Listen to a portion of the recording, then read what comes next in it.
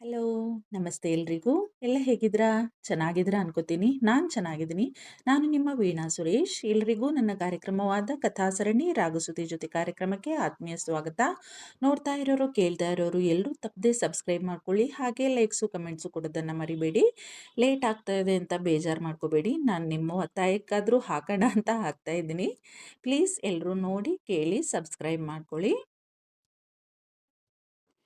ತನ್ನ ಕೊಂಬೆಯ ಜೊತೆ ಆಟವಾಡುತ್ತಾ ಮಾತನಾಡುತ್ತಾ ಕುಂಕುಮ ಕೂಡ ಮಗುವಾಗಿ ಬಿಟ್ಟಿದ್ದಳು. ಅದ್ಯಾಕೋ ಈ ಮಗು ತುಂಬಾ ಹಿಡಿಸಿಬಿಟ್ಟಿದ್ದಳು ಅವಳಿಗೆ. ಬಹುಶಃ ತನ್ನ ಗುಬ್ಬಿಯ ಹಾಗೆಯೇ ಇವಳು ಎಂಬ ಭಾವನೆಯಿಂದಲೋ ಮಗು ಮಾತನಾಡಲ್ಲ ಎಂದು ಅದು ಅವಳಿಗೂ ತಿಳಿದಿಲ್ಲ. ಅವಳ ಜೊತೆ ಆಟವಾಡುತ್ತಿದ್ದರೆ ಇವಳಿಗೆ ಸುತ್ತಮುತ್ತಲಿನ ಪ್ರಪಂಚದ ಅರಿವಿರುವುದಿಲ್ಲ. ಆದರೂ ಯಾಕೋ ಅವಳಿಗೆ ಏನೋ ತಳಮಳವಾಗುತ್ತಿತ್ತು. ಅಕಸ್ಮಾತ್ತಾಗಿ ತನ್ನ ಸೀಟಿನ ಪಕ್ಕದ ಸೀಟಿನತ್ತ ದೃಷ್ಟಿ ಬೀರಿದ್ದಳು ಹುಡುಗಿ. ಮಿಂಚು ಹರಿದಂತಾಗಿತ್ತು ಒಂದು ಕ್ಷಣ ಅವಳಿಗೆ. ಆಯುಷ್ ಆಚಾರ್ಯ. ಅವನ ತೀಕ್ಷ್ಣ ನೋಟ ಅವಳತ್ತಲೇ ಇತ್ತು. ಆ ಕಣ್ಣು, ಆ ನೋಟ, ಅದರಲ್ಲಿನ ಭಾವ, ಅವಳಿಗೆ ಅರ್ಥವೇ ಆಗದಿರುವ ಯಾವುದೋ ಭಾವ ಅವಳನ್ನ ಕಂಪಿಸುವಂತೆ ಮಾಡಿಬಿಟ್ಟಿತ್ತು. ಥಟ್ಟನೆ ತನ್ನ ದೃಷ್ಟಿ ಬದಲಿಸಿಬಿಟ್ಟಿದ್ದಳು ಹುಡುಗಿ. ಆದರೂ ಆಗಾಗ ಅವಳಿಗೆ ಅರಿವಿಲ್ಲದೆಯೇ ಅವಳ ನೋಟ ಅತ್ತ ಹರಿದು ಬಿಡುತ್ತಿತ್ತು. ಕಣ್ಣು ಸಂಕುಚಿಸಿ ಅತ್ತ ನೋಡಿದ್ದಳು ಈಗ ಕುಂಕುಮ. ಯಾಕೆ ದೊರೆ, ಯಾಕೋ ಸರಿಯಿಲ್ಲ ಅನ್ನಿಸ್ತಾ ಅದಲ್ಲ ನನಗೆ.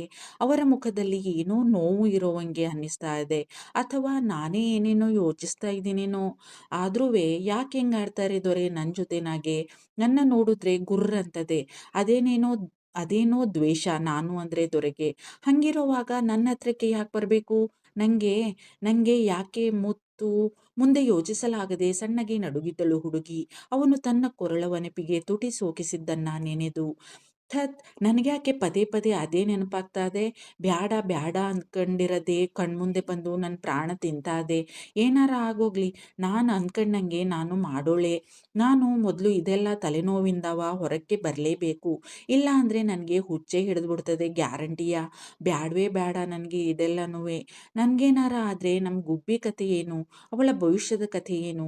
ನಾನು ಅವಳಿಗೆ ಕೊಟ್ಟಿರೋ ಮಾತಿನ ಕಥೆ ಏನು? ನನ್ನ ಗುಬ್ಬಿಗೋಸ್ಕರನಾರುವೆ ನಾನು ತಲೆ ನೆಟ್ಗಿರ್ಸ್ಕೋಬೇಕು. ನಾನುವೇ ನೆಟ್ಗಿರ್ಬೇಕು. ನಾನು ನೆಟ್ಗಿರ್ಬೇಕು ಅಂದರೆ ಈ ಸಾಮ್ರಾಟರಿಂದ, ಅವರ ನಕ್ಷತ್ರ ಲೋಕದಿಂದ ದೂರ ಇರಬೇಕು. ಹೌದು, ನನ್ನ ನಿರ್ಧಾರ ಸರಿಯಾಗಿದೆ ಎಂದುಕೊಂಡವಳ ದೃಷ್ಟಿ ಮತ್ತೆ ಅವನತ್ತ ಹೊರಳಿತ್ತು. ಕಣ್ಣೀರು ಒರೆಸಿಕೊಳ್ಳುತ್ತಿದ್ದ ಆಯುಷ್ ಕಣ್ಣು ಒತ್ತಿಕೊಂಡಿದ್ದ. ನೋಡಿದವಳಿಗೆ ಯಾಕೋ ನೋವಾಗಿ ಬಿಟ್ಟಿತ್ತು. ಅವಳಿಗೆ ಅವನನ್ನ ಹಾಗೆ ನೋಡುವುದು ಯಾಕೋ ಕಷ್ಟವಾಗುತ್ತಿತ್ತು. ಸಹಿಸಲಾಗಲಿಲ್ಲ ಯಾಕೋ ಅವಳಿಂದ. ನಾನೇನಾರ ಓವರ್ ಆಗಿ ಯೋಚಿಸ್ತಾ ಇದ್ದೀನೇನೋ ಅನ್ಕೊಂಡಿದ್ದೆ. ಆದರೆ ನನ್ನ ಯೋಚನೆ ತಪ್ಪು ಅನ್ನಿಸ್ತದೆ. ಅಷ್ಟು ದೊಡ್ಡ ಸಾಮ್ರಾಜ್ಯದ ಸೃಷ್ಟಿಕರ್ತ, ಕೋಟ್ಯಾಧೀಶ್ವರ, ರೂಪ, ಹೆಸರು, ಅಂತಸ್ತು ಎಲ್ಲನೂ ಅದೆ. ಇವರಿಗೆ ಇನ್ನೇನು ನೋವು ಸಂಕಟ ಇದ್ದದ್ದು ಅನ್ಕೊಂಡಿದ್ದೆ. ಈಗ ನೋಡಿದ್ರೆ ಅಂಥವ್ರಿಗೂ ಏನೋ ನೋವು ಸಂಕಟ ಅದೇ ಅನ್ನಿಸ್ತಾ ಇದೆ. ಹ್ಞೂ, ಅದು ಸರಿನೇ ಬಿಡು. ನಾವು ನೋಡ್ತಿರೋದು ಎಲ್ಲನೂ ಸತ್ಯ ಅಂತ ಅನ್ಕೊಂಬಿಟ್ಟಿರ್ತೀವಿ ನಾವು. ಆದರೆ ನೋಡಿದ್ದೆಲ್ಲನೂ ಸತ್ಯ ಆಗಿರಕ್ಕಿಲ್ಲ ಅಲ್ವಾ? ಸುಮ್ಕೆ ಹೇಳಾರ ದೊಡ್ಡೋರು, ಪ್ರತ್ಯಕ್ಷ ಕಂಡ್ರು ಪ್ರಾಮಾಣಿಸಿ ನೋಡು ಅಂತವ. ದುಡ್ಡು ಕಾಸು ಇದ್ಬಿಟ್ರೆ ಸುಖವಾಗವ್ರೆ, ಏನೂ ನೋವೇ ಇಲ್ಲ ಮನುಷ್ಯಂಗೆ ಅನ್ಕೊಳಕ್ಕಾಗದ. ದೂರದಿಂದ ನೋಡಿದ್ರೆ ಎಲ್ಲನೂ ಚೆಂದಾಗೆ ಕಾಣಿಸ್ತದೆ. ಹತ್ರ ಹೋಗಿ ನೋಡಿದ್ರೆ ತಾನೇ ಅಸಲು ವಿಷಯ ತಿಳಿಯೋದು. ಇವರ ವಿಷಯದಲ್ಲೂ ಹಂಗೆ ಆಗಿದೆ ಅನ್ನಿಸ್ತದೆ. ಆದ್ರೂ ಈ ದೊರೆ ಅಳ್ತಾ ಇದ್ರೆ ನನಗೆ ಯಾಕೆ ನೋವಾಯ್ತದೆ? ಅತ್ರೇ ಅಳ್ತಾರೆ. ನನ್ನ ಪ್ರತಿ ಕ್ಷಣ ಪ್ರತಿ ನಿಮಿಷ ಅಳುವಂಗೆ ಮಾಡೋರಲ್ಲ ಎಂದುಕೊಂಡಳು ಮರುಕ್ಷಣವೇ. ಛೇ, ಎಂಥ ಯೋಚನೆ ನಂದು. ಬ್ಯಾರೆಯವರ ನೋವು ನೋಡಿ ನಾವು ಖುಷಿ ಪಡೋದು ರಾಕ್ಷಸತನ ಅಲ್ವಾ? ಆದ್ರೂ ದೊರೆಯಂತ ದೊರೆನೇ ಅಳ್ತಾವ್ರೆ ಅಂದ್ರೆ ಇನ್ನೆಂಥ ನೋವು ಇರಬೇಡ ಅವರ ಮನಸ್ಸಿನಾಗೆ. ಯೋಚನೆಯಿಂದಲೇ ನೋವಾಗಿತ್ತು ಅವಳಿಗೆ. ಪುಟ್ಟ ನಾಟ್ಯ ಅವಳ ಸರ ಕೂದಲಿನ ಜೊತೆಗೆ ಆಟವಾಡುತ್ತಿತ್ತು. ಈಗ ಅವಳ ಕೆನ್ನೆಯನ್ನ ತನ್ನ ಪುಟ್ಟ ಕೈಗಳಿಂದ ಹಿಡಿದು ಮುತ್ತಿಕ್ಕಿತ್ತು ಮಗು. ಮುದ್ದುಕ್ಕಿ ಬಂದಿತ್ತು ಅವಳ ಚರ್ಯೆಯಿಂದ ಕುಂಕುಮಗೆ. ಅವಳನ್ನ ಗಟ್ಟಿಯಾಗಿ ಅಪ್ಪಿದ್ದಳು. ಕಿಲಕಿಲನೆ ನಕ್ಕಿತ್ತು ಮಗು. ಎಲ್ಲವನ್ನೂ ಕಣ್ಣೆವೆ ಇಕ್ಕದೆ ನೋಡುತ್ತಲೇ ಇದ್ದ ಆಯುಷ್ ಆಚಾರ್ಯ. ವರ್ಧನ್ ಕೂಡ ಅತ್ತಲೇ ದೃಷ್ಟಿ ಬೀರಿ ಕುಳಿತಿದ್ದ. ಅವರಿಬ್ಬರ ಮುದ್ದಾಟ, ನಗು ಆಯುಷ್ನನ್ನ ಯಾವುದೋ ಭಾವನಾ ಲೋಕಕ್ಕೆ ಕೊಂಡೊಯ್ದು ಬಿಟ್ಟಿತ್ತು. ಹ, ಎಲ್ಲ ಮುದ್ದಾದ ಕನಸು ಮಾತ್ರ. ನಾವು ಅಂದ್ಕೊಂಡಿದ್ದೆಲ್ಲ ಸಾಕಾರವಾಗಲು ಸಾಧ್ಯವೇ ಎಂದುಕೊಂಡು ಭಾರವಾದ ನಿಟ್ಟುಸಿರು ಬಿಟ್ಟಿದ್ದ. ಆಯು, ನೀನು ಹೇಳ್ತಿರೋದು ನಿಜ ಕಣೋ. ನಮ್ಮ ಬಂಗಾರಿ ಮಿಸ್ ಕುಂಕುಮ ಜೊತೆ ತುಂಬಾ ಚೆನ್ನಾಗಿ ಹೊಂದಿಕೊಂಡಿದೆ. ನೀನು ಹೇಳಿದ ಹಾಗೆ ನಾನು ಯಾವತ್ತೂ ನಮ್ಮ ಬಂಗಾರಿನ ಇಷ್ಟು ಖುಷಿ ಖುಷಿಯಾಗಿ ನೋಡಿರಲಿಲ್ಲ. ಮಿಸ್ ಕುಂಕುಮ ಅದೇನು ಮೋಡಿ ಮಾಡಿದಾರೋ ಎಂದಿದ್ದ ಅವರತ್ತಲೇ ನೋಡುತ್ತಿದ್ದ ವರ್ಧನ್. ಸರ್ರನೆ ಅವನತ್ತ ತಿರುಗಿದ್ದ ಆಯುಷ್ ಅವನ ಮಾತು ಕೇಳಿ ವರ್ಧನ್ನ ನೋಟ ಅವರತ್ತಲೇ ನೆಟ್ಟಿತ್ತು. ಯಾಕೋ ಅವನಿಂದ ಅದನ್ನು ಸಹಿಸಲಾಗಿರಲಿಲ್ಲ. ಅವನ ನೋಟದಲ್ಲಿದ್ದ ಮಾರ್ಧವತೆ ಅವನನ್ನು ಚಟಪಡಿಸುವಂತೆ ಮಾಡಿಬಿಟ್ಟಿತ್ತು.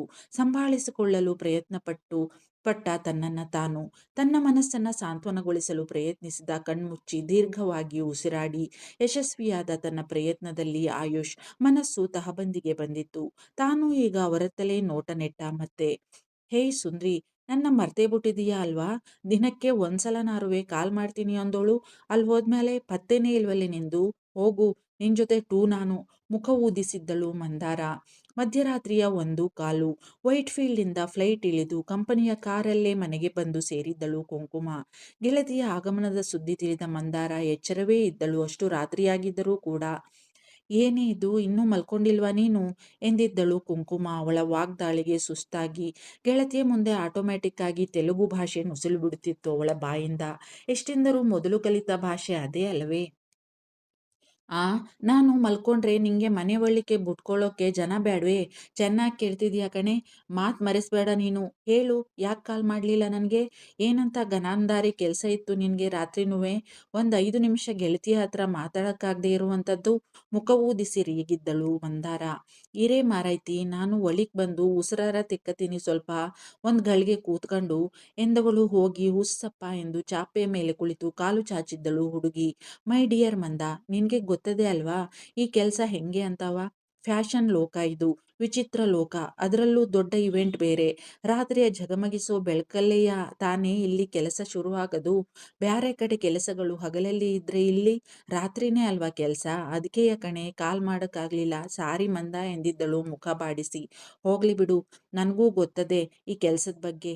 ಹೋಗ್ಲಿ, ಹೋದ ಕೆಲಸ ಏನಾಯ್ತು? ನಕ್ಷತ್ರಕ್ಕೆ ಬಂತಾ ಏನಾರ ಆಫರ್ ಎಂದಿದ್ದಳು ಮಂದಾರ. ಹ್ಞೂ ಕಣೆ ಮಂದ, ಅದೇನೋ ಅವಾರ್ಡ್ ಬಂದದೆ, ಮತ್ತೆ ಯಾವಾಗಲೂ ಫಾರಿನಾಗೆ ಇವೆಂಟ್ ಅದಂತೆ, ಅದಕ್ಕೆ ಆಫರ್ ಬಂದದೆ. ಇವೆಂಟಲ್ಲಿ ಪಾರ್ಟಿಸಿಪೇಟ್ ಮಾಡೋಕ್ಕೆ ಎಂದಿದ್ದಳು ಕುಂಕುಮ. ಆದರೆ ಅವಳ ಧ್ವನಿಯಲ್ಲಿ ಯಾವ ಉತ್ಸಾಹವೂ ಇರಲಿಲ್ಲ. ಇದ್ಯಾಕೆ ಕುಂಕುಮ್, ಇಂಥ ವಿಷಯನ ಇಷ್ಟು ಬೇಜಾರಲ್ಲಿ ಹೇಳ್ತಾ ಇದೀಯಾ?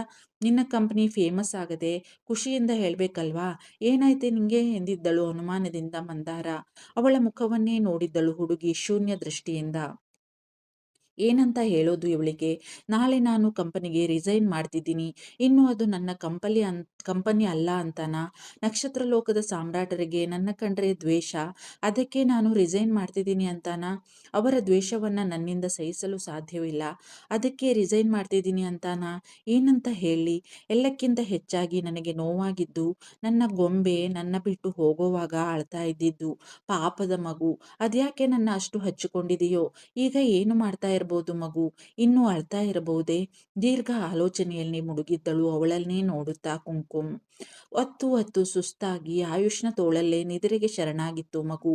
ಅವಳನ್ನು ಸಮಾಧಾನ ಮಾಡಲಾಗದೆ, ಅವಳ ಸಂಕಟವನ್ನ ನೋಡಲೂ ಆಗದೆ ಚಿತ್ರಹಿಂಸೆ ಅನುಭವಿಸಿಬಿಟ್ಟಿದ್ದ ಆಯುಷ್.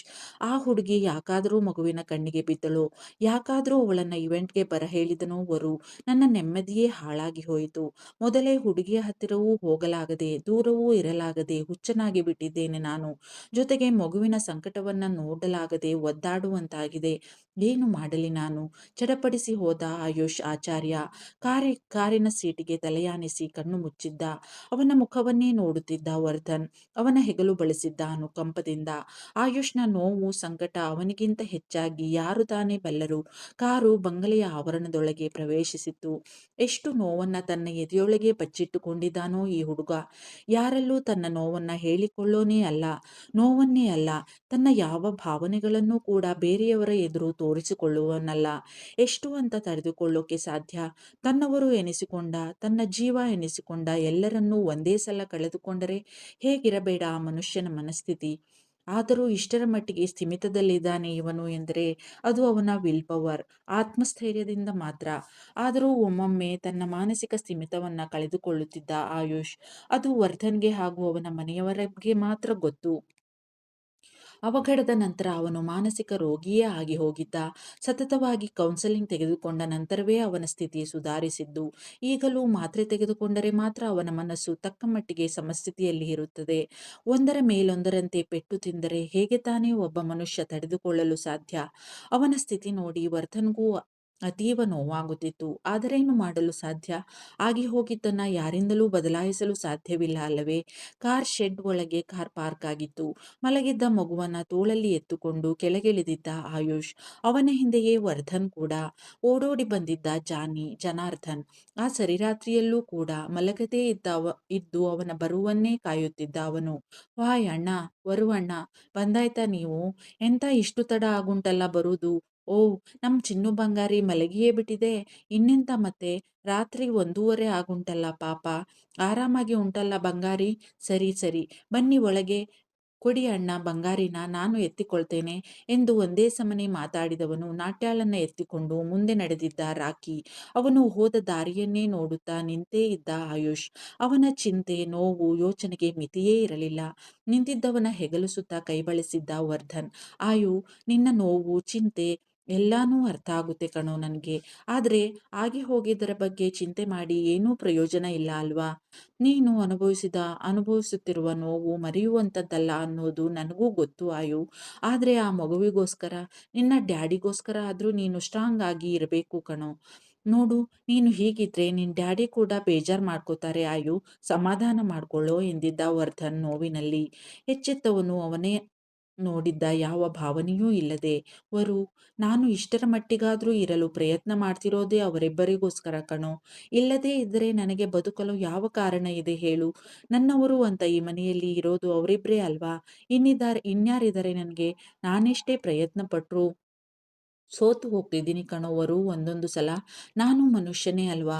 ನನಗೂ ಒಂದೊಂದು ಸಲ ಜೋರಾಗಿ ಅತ್ತು ನನ್ನ ಮನಸ್ಸಿನ ನೋವನ್ನು ಹೊರಹಾಕಿ ಹಗುರವಾಗಿ ಬಿಡಬೇಕು ಅನಿಸುತ್ತೆ ಕಣೋ.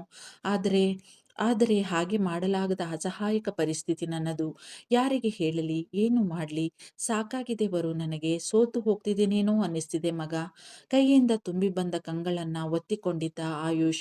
ಕಾಮ್ ಡೌನ್ ಮಗ. ನೀನೇ ಹೀಗೆ ಧೈರ್ಯಗೆಟ್ರೆ ಅಂಕಲ್ ಪರಿಸ್ಥಿತಿ ಏನಾಗಬೇಡ ಹೇಳು?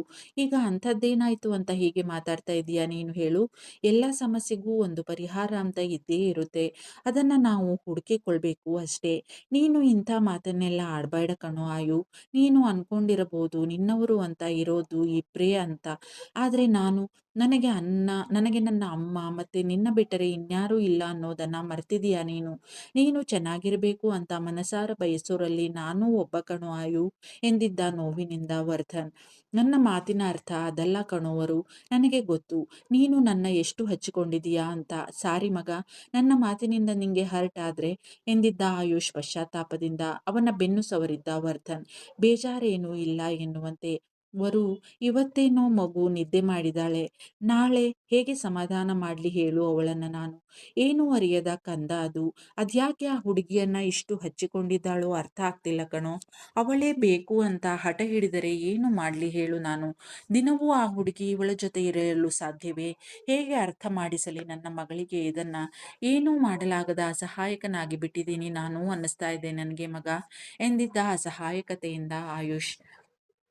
ನೀನು ಇಷ್ಟೊಂದೆಲ್ಲ ಚಿಂತೆ ಮಾಡಬೇಡ ಕಣೋ ಆಯು. ಅದಿನ್ನೂ ಪುಟ್ಟ ಮಗು. ಇಂದು ಹಠ ಮಾಡಿರ್ಬೋದು, ನಾಳೆ ಅಷ್ಟರಲ್ಲಿ ಮರೆತಿರ್ತಾಳೆ ನೋಡ್ತಿರು. ಡೋಂಟ್ ವರಿ ಆಯು, ಎಲ್ಲ ಸರಿ ಹೋಗುತ್ತೆ. ಈಗ ನೀನು ಒಳಗೆ ನಡಿ. ಅಲ್ಲಿ ಅಂಕಲ್ ನಿನಗೋಸ್ಕರ ಎದುರು ನೋಡ್ತಾ ಇರ್ತಾರೆ ಎಂದಿದ್ದ ವರ್ಧನ್. ಅವನಿಗೆ ತನ್ನ ಮಗಳ ಸ್ವಭಾವದ ಬಗ್ಗೆ ಚೆನ್ನಾಗಿ ತಿಳಿದಿತ್ತು. ಅವಳು ಯಾವುದೇ ಕಾರಣಕ್ಕೂ ಮರೆಯಲ್ಲ ಎಂಬುದನ್ನ ಚೆನ್ನಾಗಿ ಬಲ್ಲ ಅವನು. ಆದರೂ ವರ್ಧನ್ನ ಮಾತಿಗೆ ಎದುರಾಡಲಿಲ್ಲ ಅವನು. ಇಬ್ಬರೂ ಮನೆಯ ಕಡೆ ಹೆಜ್ಜೆ ಹಾಕಿದ್ದರು. ನಾನ್ ಏನ್ ಕೇಳ್ದೆ ಈಗ ಅಂತವ ಹಿಂಗ್ ಗರ ಬಡ್ದೋರಂಗೆ ಕೂತಿದೀಯ ನೀನು? ಅಸಲಿಗೆ ಏನಾಗಿದೆ ನಿಂಗೆ? ನೀನು ನನ್ನಿಂದ ಏನೋ ಮುಚ್ಚಿಡ್ತಾ ಇದೀಯ ಕಣೆ ಕುಂಕುಮ್. ನನ್ಗೂ ಅಷ್ಟು ಅರ್ಥ ಆಯ್ತದೆ. ಅಂಥದ್ದೇನಿದೆ ನನಗೂ ಹೇಳ್ದೇ ಇರುವಂಥದ್ದು ಎಂದಿದ್ದಳು ಅವಳನ್ನೇ ಕಣ್ಣು ಸಂಕುಚಿಸಿ ನೋಡುತ್ತಾ ಮಂದಾರ. ಎಚ್ಚೆತ್ತವಳು ಅವಳ ಮುಖವನ್ನೇ ದೀರ್ಘವಾಗಿ ದಿಟ್ಟಿಸಿ, ಮಂದ, ನಾನು ನಾಳೆ ನಕ್ಷತ್ರಕ್ಕೆ ರಿಸೈನ್ ಮಾಡ್ತಿದ್ದೀನಿ ಕಣೆ. ದಯವಿಟ್ಟು ಕಾರಣ ಮಾತ್ರ ಕೇಳಬೇಡ ಎಂದಿದ್ದಳು ಗಂಭೀರವಾಗಿ ಕುಂಕುಮ. ಹಾ, ಏನ್ ಹೇಳ್ತಿದ್ಯಾ ನೀನು ಕುಂಕುಮ್?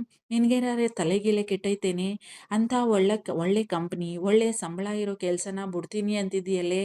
ಏನಾಯ್ತೆ ಮಾರೈತಿ ನಿಂಗೆ ಅಂಥದ್ದು ಎಂದಿದ್ದಳು ಅವಳ ಮಾತಿನಿಂದ ದಿಗ್ಭ್ರಾಂತಳಾಗಿ ಮಂದಾರ. ಆಗ್ಲೇ ಹೇಳಿದ್ದೀನಲ್ವೇನೆ ಮಂದ, ಕಾರಣ ಮಾತ್ರ ಕೇಳಬೇಡ ಅಂತವ? ನನಗೆ ಸರಿಯಾದ ಕಾರಣ ಗೊತ್ತಾಯ್ತಾ ಇಲ್ಲ.